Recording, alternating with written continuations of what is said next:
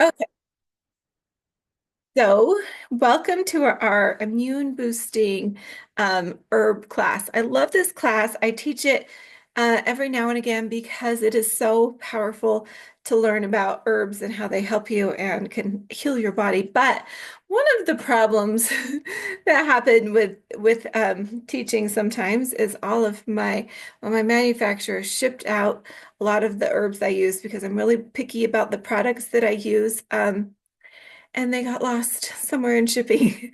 So all the things that I was going to share with you on making your own herbal recipes are going to have to be in part two that I will figure out when I get the herbs, and then I'll post a link to when you can watch that class live. So watch for that one. But today is still really important because I'll be teaching you how to use some of these remedies. If you have questions, feel free to ask me. Um, I put together this handout just like I have every month. If you're interested in getting these recipes and things like that, I'll be sending it out in an email this time, just because I want everyone to have access to this. So watch for that, especially with the replay. If you don't see it, I will put a link to that. I might just write a blog that includes it too, just so it'll be easier to access. But I'm really excited to share these recipes with you, and I'll be going off of this recipe guide tonight. So I have to move some stuff around so that you guys can have this format. So if you have questions or things like that, you'll know where to get the information from. If you guys can see and hear me. Okay, this is just funny talking to two cameras. Okay, so first of all, I will, I'll just spend the whole next class like showing you how you make your own vegetable glycerins and things like fire cider. I know probably a lot of you use it, or like garlic and onion and honey. Some things like I've had so many people ask me like, how do you burp a jar and why do you burp it often? And anyway, little things like that I will go over in the next class. This class will be more explaining why you want to use certain things and how they can be helpful to you. So vegetable glycerin, I put all of this in this handout. So you guys are going to have access to all of this information. So don't worry about taking notes or writing down recipes. I'm giving this to you this time. So just so you know, but a lot of times vegetable glycerin comes from coconut or palm oil. So it's a natural, oh, hold on, footage. Oh, okay. It's a natural, and my light is like shining bright. Um, solvent to put herbs in. So I've taught you guys just a few weeks ago a class on making your own tinctures. Tinctures are awesome because alcohol is a great solvent and it lasts for a really long time. But especially with children, it's hard to use alcohol extracts because you either have to put the herbs into like a hot tea to burn off the alcohol, or cook them off, or just some people actually give them alcohol, but it's a strong, it doesn't taste good because it's a strong flavor. So I love with my kids using these vegetable glycerin syrups far more than I use my extracts, especially with my children. I do make extracts, especially things that I know I might want to use in times of emergency, but for the most part, the things that I use every single day with my family are these vegetable glycerin. So I'm excited to share with you how I make them and how I use them. So it has a really great place in herbal medicine because you can get all of your fresh herbs that you're using and put them in a solvent so that they stay fresh longer. Well, not fresh, but they stay good and usable for a long time. And they're really easy, sorry, foot itch, to use for your family. So when you are making this extraction, for me, I usually do let them sit for about 6 weeks and give them a good shake and let them sit in a cool, dark place and then use them. So I know we're right in the middle of cold and flu season. There are some things I'm going to show you how to use immediately because I know a lot of you have been facing a lot of illness. I want to share those things with you too, but know that in making your extracts, it can take up to 6 weeks. So this is a herbal extract I buy from Dr. Christopher's, and sometimes I like to buy them because I like to have them on hand for um, just things here or there. This one is their echinacea blend, and my kids love it. They call this yum yums from Dr. Christopher's. It's always yum yums or the ones I make, and you can just directly put this into their mouth. So I do like a couple dropperfuls of these things, and Should have brought the ones I've made, but they're easy to use. They're so simple. They just come in a dropper form, and you can give your kids all the remedies they need. The ones I use the most are like a bowel aid for my kids, boosting the immune system. I have a tummy one that I started using for my kids for colic. So there's just a bunch of options you can use these extracts for. So um, I have a list of supplies too. If you guys want to make your own stuff, it tells you all the things you're going to need. So I tried to be as thorough as possible for those of you who are starting out all the way from the beginning. So I'll tell you what some of the recipes that we'll be making next time are. You'll have your echinacea syrup. So with echinacea, most of us are familiar with echinacea. We know it's an immune boosting herb, but you have to be careful with echinacea. You don't want to be taking it all the time. You don't want to constantly be boosting your immune system. If you have been exposed to like family or friends that have been sick, if you've been traveling and you're worried that you might get sick, echinacea is a great herb for that. So you'll start taking it I recommend like 5 days on, 2 days off, 5 days on, 2 days off. Only take it for 2 weeks at the most. If you need it just for short amounts of time, let's say you have a sore throat, I would give it for like colds, only last for a few days. So just give it during the duration of the cold. So that's how I use echinacea. You can also combine echinacea with other herbs. I like to combine it with elderberries, rose hips, glycerin. You can do golden seal, like stronger things with echinacea. Just know that when you're using echinacea specifically, you want to give yourself a rest.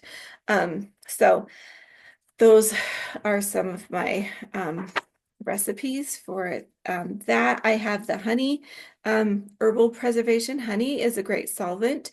It doesn't last quite as long. So glycerin syrups, I would probably keep for 2 years. Alcohol, 3 to 4 years, stored in a cool, dry place. Honeys, I would only keep for a couple of months and weeks. The great thing about some of these preparations is that you don't just have to use them medicinally when someone's sick. You can use them as like honey in your I want to say teas, herbal infusions. You can use them as salad dressings. So they don't just have to be used for this because they don't last as long. It's good to constantly be reusing and not reusing, using, and making new ones of these things. And I'll tell you that the bottles and stuff that I use for making these preparations, but I just didn't think it was worth it to pull it all out just to do it again next month. So I'll teach you how to burp your jar and how to do the garlic and honey. I love doing garlic and honey for my kids. You don't, like when you put, I like to chop my cloves of garlic just a little bit and my onions up a little bit and put them in honey and let them sit. You can use the honey on its own for kids. So if you were on my live this morning, I shared that I'd love to give my kids things like fire cider or Dr. Christopher's super garlic immune formula, none of which tastes good. But my kids love it when I follow up with the echinacea syrup that I'm going to teach you how to make, or the glycerin extract, or the just the honey. So all of those things are really great to combine with other things, especially if you have littles that don't like tasting all the all the big stuff. So elderberry syrup's a little bit different than elderberry glycerin. They have different preparations. I do my elderberry syrup on the stove top.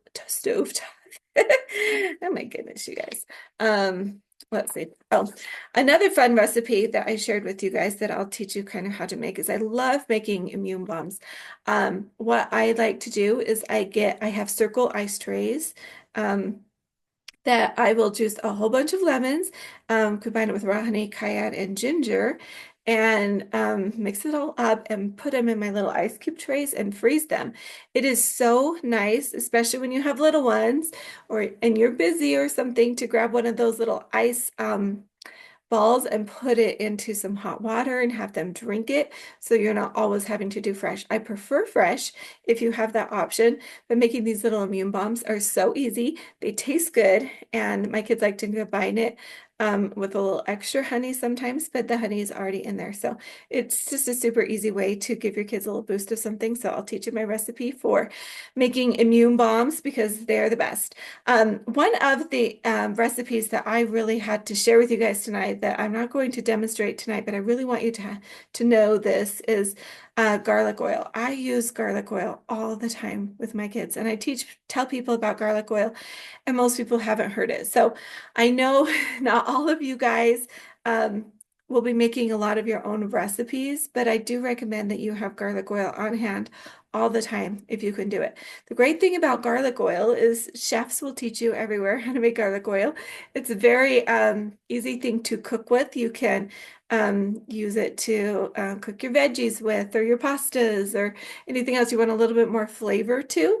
But garlic oil is very medicinal and very healing, and I use it all the time with my kids. So how I prefer to make garlic oil is to chop up finely or like use your garlic press to I like to do about 10 cloves of fresh garlic and a cup of olive oil.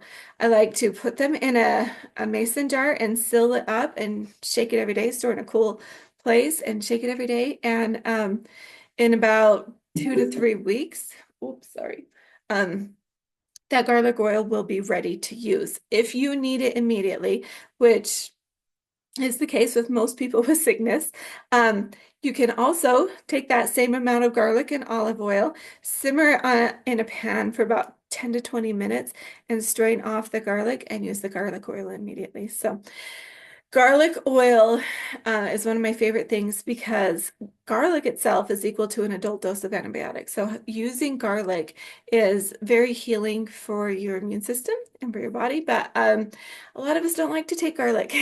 So garlic oil, especially with little ones, is a really great option. What I like to do with garlic oil is it's so good for ear infections. So if you have little ones that have, congestion or just an ear infection, you're going to want to use garlic oil. So I like to put it in these dropper bottles and just put a couple of drops inside the ear, not all the way in the eardrum, just inside. And you could put a piece of cotton over that and then a heat pack. There's a lot of people talking about EMFs. You probably heard about it.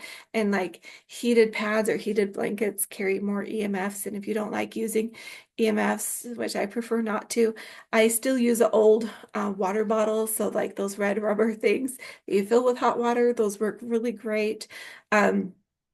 If you use like microwaves, you can use the rice packs or the charcoal powder packs. Anything like that is a great option to put, heat directly over the ear. And let them stay on it. And you want to do both ears at all the time, even if they only have like one sore ear or something like that. But you also want to rub it on their chest to help break up congestion and rub it on their feet. And when I use garlic oil, you can also do my onion poultice, which I teach you about. You can chop up fresh onions. I like to sprinkle mine with a little bit of water and bake them for like 5 to 10 minutes on like 200 degrees in the oven and get those kind of slimy onions out. Make sure they're not hot, and you can like put them directly onto the chest. I like to put like plastic wrap, or I like to actually use my castor oil packs to cover them.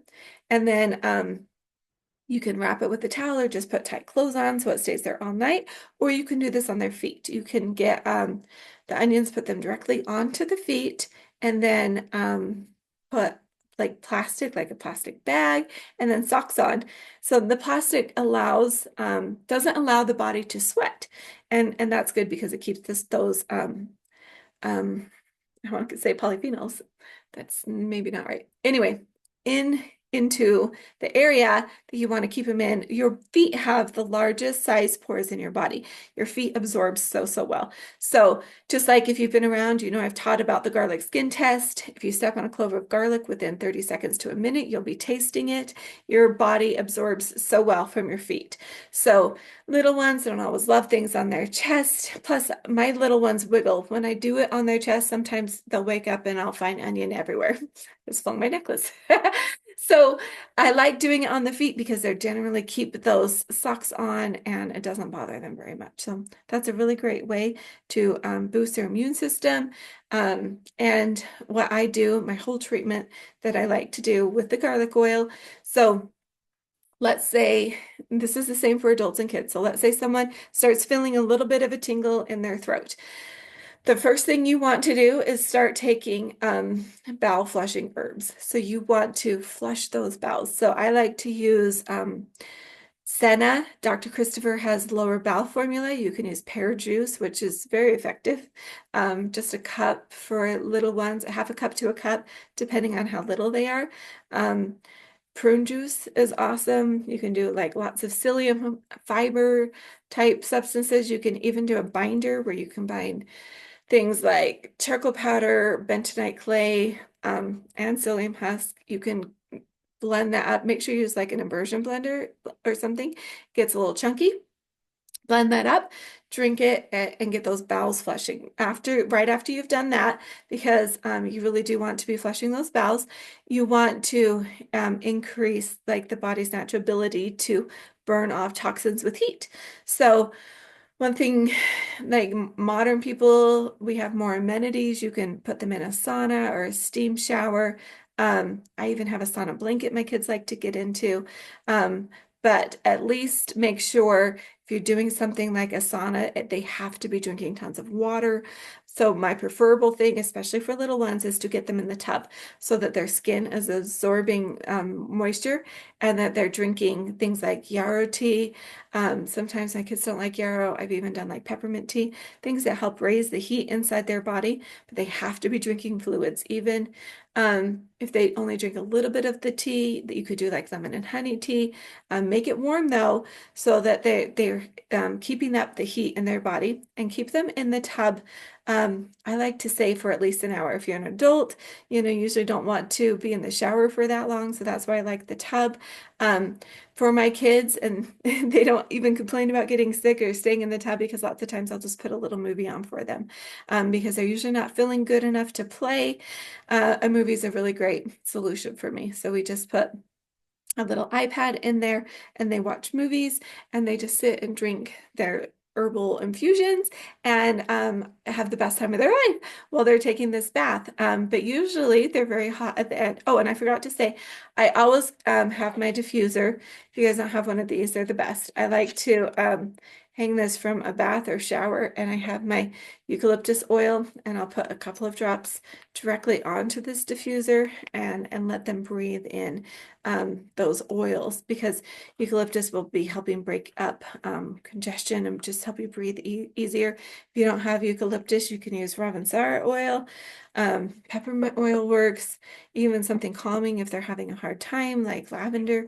But if it can help them breathe, any citrus things can work too, like boost their immune system too. So you can do combinations. I have some examples of things that I like to use in my recipe guide. So that one's easy. So you'll let them sweat it out and breathe those oils. Then when they get out of the tub, you can do like a cold rinse. A lot of times that feels good. You can do a cold towel. Dr. Christopher used to use a cold sheet. I've never done that. But my kids usually just rinse off in a cool shower, and that locks the heat in. I learned this like a long time ago in a survival class that I took, that if you're stuck, let's say in the wilderness and it's cold outside and you happen to come across a hot spring and you get in and you warm up and you take a bath, the best thing you can do to lock in that heat isn't to get out and get dressed. It's to get out, get cold, like roll in the snow, and then get dressed. It's the weirdest thing to my brain, but it somehow locks the heat in your body. I don't know. So I've always said it's good to do the cold afterwards to lock in that heat. And then you'll want to rub the garlic oil on their chest. My husband always says, as he rubs it on, he's like, "You smell like garlic bread and I just want to eat you."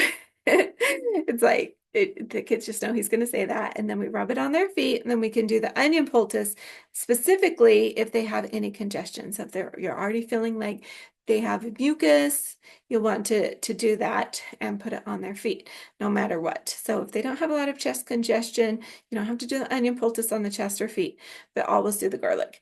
And then let them rest, let them go to bed if it's nighttime, or keep those oils on and you can repeat again the next day if they're still not feeling well. But that honestly kills most infections pretty quickly. I've dealt with things from a cold to flus and strep throat, so many things with just using this hot bath treatment. Also, once they get out, then you'll want to grab your herbs and give them lots of herbs and boost their immune system. And if they haven't had bowel movements, give them a little bit more of that stuff to flush things out, because when you're killing off toxins, you need those toxins to have a place to go. So you want to flush them out. So that garlic oil will save you. So use it all the time.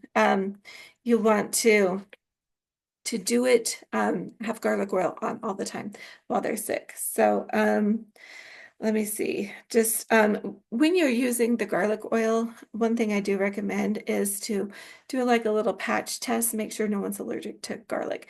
I've not really had anyone allergic to garlic, but I would definitely test, especially little ones if they have sensitive skin. So let's see. We have the elderberry syrup.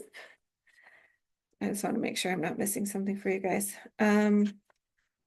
Okay, so when it comes to congestion, some things you always want to make sure that you don't allow congestion to sit inside the sinuses and in the lymph glands. You want to constantly be flushing that congestion out. So some things that I recommend that you can do is always dry brush. You guys know I talk about that all the time. Dry brushing is moving the lymphatic fluid out of your face, where you tend to store a lot of congestion and toxins, surprisingly, and get that down to, so on your left side of your body, just closer to like right here under the collarbone, you have this big lymphatic drainage duct that goes to the heart.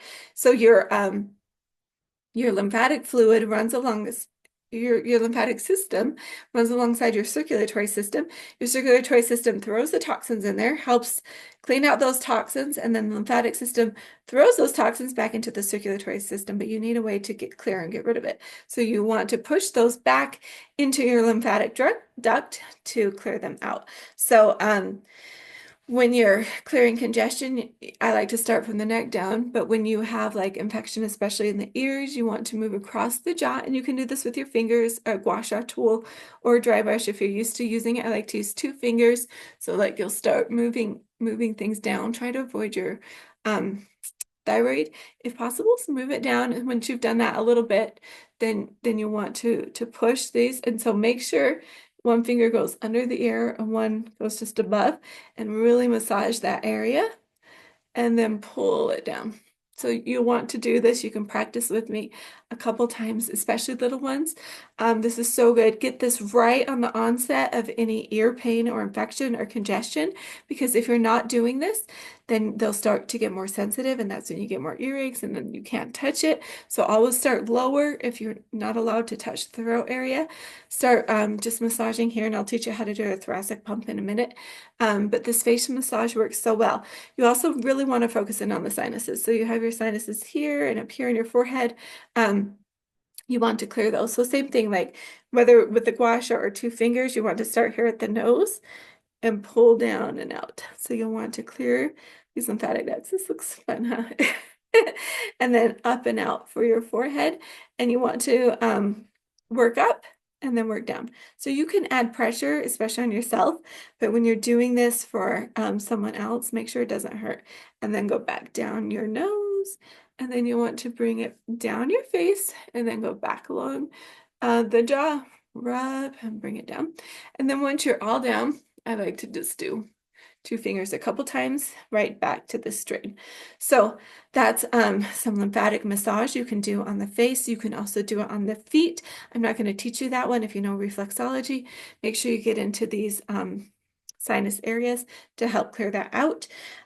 So a thoracic pump is another great option. It's easier to do on someone else. Like I'm not used to doing a thoracic pump on myself, but you could want to put your hands flat if you struggle to do that. You can even cross your hands, like whatever feels better for you. I like to just do this. I'm kind of wearing a high shirt right now, but you want to find your collarbone. So it's hard to see right here. Find your collarbone and then find right underneath it. So wherever that is for you. And an easy way to do a thoracic pump, like there's, a very expert way, and you can watch YouTube videos, but I like to do like 2 pumps a second.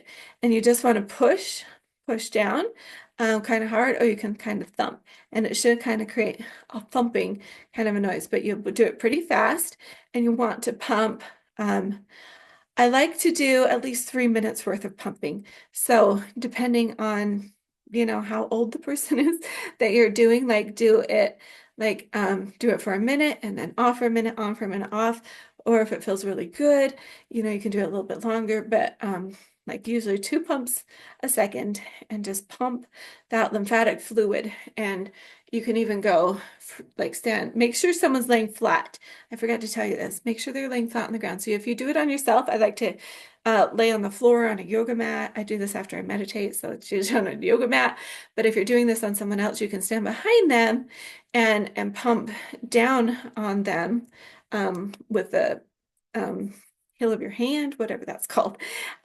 Just be careful. Just figure out, what feels good. You don't ever want to push too hard. You want to be moving that lymphatic system. Some other things you can be doing instead of a thoracic pump is you can have them jump on a mini trampoline. Mini trampolines move your lymphatic system. It's kind of awesome because it has that time where you're up in the air where it's like moving the fluid. So that's a really great option. Or to standing up on their tippy toes and coming down, up and down, little movements like that are really great for flushing that lymphatic system. It's so important to get the lymph moving, because if you can do that, if you can move the bowels, get the digestive system moving, get the lymphatic system moving, and then if needed, work the circulatory system. Do dry brushing, because dry brushing is awesome for lymphatic drainage, but it's also great for boosting the circulatory system, especially if they're feeling cold or um, like tingly or something, you'll want to do dry brushing. So those are all really great ways to boost the lymphatic drainage. You also want to do like the neti pot if you have congestion, or eucalyptus oil, or just putting essential oils in your diffuser. Like if you have a diffuser that sits on a countertop, I put some recipes for things you can diffuse there too. So I forgot to mention, like when you're doing a thoracic pump, you only want to do it 2 or 3 times a week. You don't want to do a lot of thoracic pumping. It's a lot for your body, especially if you haven't ever done it before. So those are some really great ways to boost the immune system, get toxins flowing. Another thing that I've been using for the last couple of years is light therapy. I love to use light therapy because it has the ability to kill bacteria. And so if you have a bacterial infection, even if you have a viral infection, lights can be awesome. This mask specifically is for your face, but I like to use it in many different ways. And I'm just going to show you on a really low setting. But when my kids are sick, you can use red light for deep tissue healing, especially if they have like shivers and are cold. Red light's a really good thing to use. Even if you just turn this red light on, turned off all the lights and let them sit in the red light, it's really good to boost your immune system. So I don't know if you guys can see this, but the red light boosts collagen production, boosts your immune system. It's calming to your nervous system, and this is great for healing. But when you have a specific infection like bacteria or something, you can use the blue light. The blue light is really great for killing bacteria. So what I like to do, I'm going to show you this, is I like to have my kids open their mouth really wide and even let it shine in their nose and just shine the light for like 5 minutes. Make sure they're wearing eye protection because you don't want this light shining in their eyes. This is on a really low setting, so it's okay right now. But basically, you just open your mouth wide like that and let the light shine for a couple minutes, for as long as they can handle it, because the light is so good at killing infection. While I have the lights going, I'd like to play Healing frequencies, you can just look that up on YouTube. Something like 432 hertz is a great frequency to let them listen to that's healing and calming and boosting for their immune system. Or you can also put on a meditation. Um, there's some really great ones that I like. I love Boho Beautiful. She has some really great ones that even my kids will listen to. They're just small, little, short meditations that are awesome. You can do deeper ones, like where you visualize, like Joe Dispenza. Um, there's just so many options out there. So just choose a little one. Or even better, the meditation is, I taught a little bit of this morning. When you have the light therapy, when you have the music, it's really great to use your energy, especially as a mama, to help your kids boost their immune systems too, to remind them that their bodies are strong and powerful and able to overcome anything. And so I like to use energy. I like to use touch. If you're doing massage, like massage their little toes or hands, or you can do what I taught this morning where you circle the energy and pull it out. So like, let's say they have a little throat infection. Kids love doing this. I promise, like every kid I've ever done this with, they think it is so fun. My kids always look forward to doing this with me is we just circle, and I like to do it, clockwise on their body. So we circle the energy just a couple of times and we say things like, um, this icky, nasty stuff. What does it look like for you? Does it look like it's black and sticky, or does it look like clouds and smoke? Like they like to create a little visualization, and we circle it up and we pull it into this little ball and we grab it out and throw it away. And the kids love to grab it out and throw it away. And we keep doing it for a little bit and we talk about it. We don't want to keep that icky stuff in there. We want to get rid of it. So we're going to grab it and throw it away. And you can do that on bellies for belly aches. I've even done this with headaches, and the head thing is really cool. One thing I like to teach the kids is if, they don't really understand energy, is to rub their hands together really, really fast, and then it will start to feel heat, and then kind of pull their hands apart and you can feel the energy in between your hands. And then I even like to do it before, I'll like rub my hands together and like go, oh, can you feel and grab of the heat? Can you, not the heat, the toxins, can you feel that energy pulling it out? It's really fun when kids can understand their healing abilities and powers, like to use energy. Energy is a real thing. And like we have tons of science on this. And so start using your healing words as a mother, your touch, and the power of just the love and healing abilities that you have with it.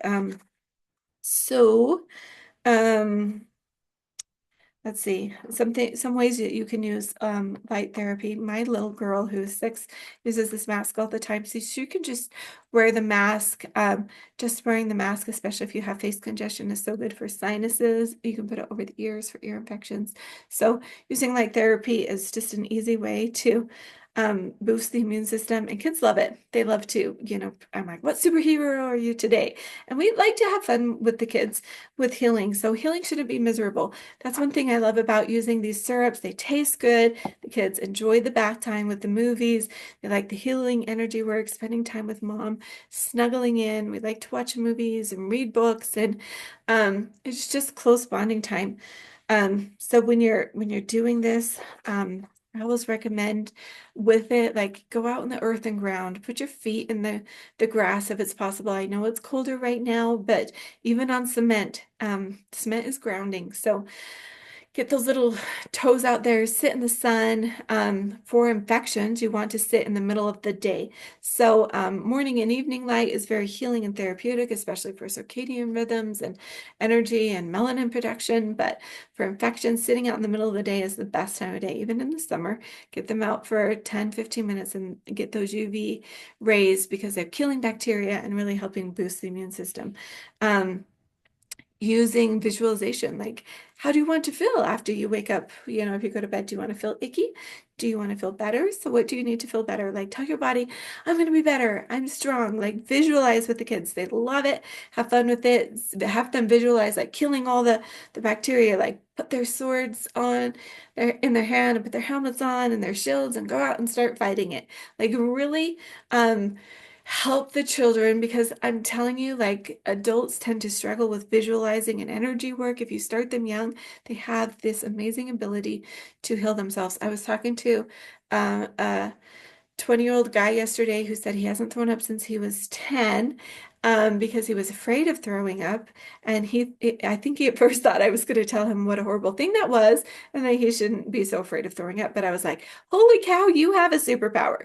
How many people can say they've been sick so many times and have never thrown up because they're afraid of throwing up? I'm like, you are powerful. You can control your mind, you can control anything. So use this visualization. It's so, so good for the body. When you're starting out using herbs, stay consistent. You want to, make sure you're doing them as long as it needs until your body starts flushing out and feeling good. So don't just do this once to be done and then say they didn't work, and have bigger problems later. Just work with the body, get rid of the toxins. Make sure you're eating mild foods. Stay away from dairies and sugars and processed foods. Eat mama's homemade chicken noodle soup and drink lots of fresh juices and fluids. Staying hydrated is key. Make sure you start out small. Like I said, like you don't want to give a kid 2 cups of prune juice because they'll be miserable. So start small if you're not sure how the body reacts, and then add a little bit more as needed. Um, use, oh, I didn't talk to you about fire cider. I'll share that recipe next time, but fire cider is a great way to boost the immune system, but sometimes it can cause, a little bit of heartburn or burning out the other end. So make sure you start out in little bits to see how people are reacting. So you can use all of these, like I mentioned, in other ways, like salad dressings and honey in your teas and things like that. So all around, like this should just become a way of living, like using natural healing techniques with physical touch, with the supplements you're taking, with the programs you're doing. When you start incorporating this in your life, I promise you it will benefit your family so much. You have so much power and control. I've been so, so blessed, but my oldest is 17 and we've never had to take any of our kids to the doctor for any of these sicknesses. And they have stayed really, really healthy and well. So anyway, I know this works. I know it has blessed my family. I hope some of these tips will help you and your family. Like I mentioned, I'll be sending out the replay in an email tomorrow along with the notes. So if you want to grab those, watch for that tomorrow. If you don't get them or don't see them, just email me, Shell@thehealinghappymethod.com, and I will get those sent out to you. So I hope this was helpful. If anyone has any questions, let me know. I haven't really seen any come through. So if you don't have any questions, I will post the time and date for the next class where I'll be teaching you how to make your own syrups like I was supposed to tonight. But this is good. I can break up the class easier this way. So anyway, I hope this was helpful. I hope this helps you in your Christmas season. Merry Christmas and happy holidays to all of you. I won't be teaching again till the 3rd week in January, unless I do that class sooner. So I'll keep you posted on that. But I wish you all healthy and happy holidays. And I will see you guys next Tuesday at 9:30 Mountain Standard Time for just my little live. If you have any questions, that's a great time to ask them. All right, have a good night. Bye, you guys.